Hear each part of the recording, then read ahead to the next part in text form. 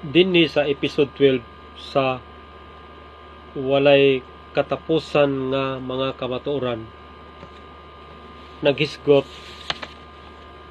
sa kinadak-ang limbong sa kalibutan. Ani ay pangutana dinhi nga atong tukion karon, nga nagingon, niani ba si Hesus aron sa pag-usab sa balaod? Diya sa Mateo kapitulo 5 bersikulo 17 hangtod 18 nagaingon, ayaw kamo paghuna-huna nga mianhi ako aron sa pagbungkag sa kasuguan o sa mga propeta.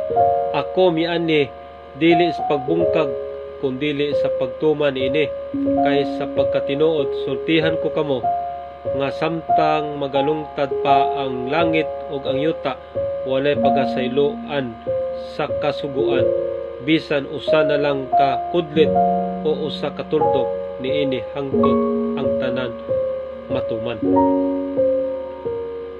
Si Apostol Pablo ba nagbantay sa adlaw ipapahulay?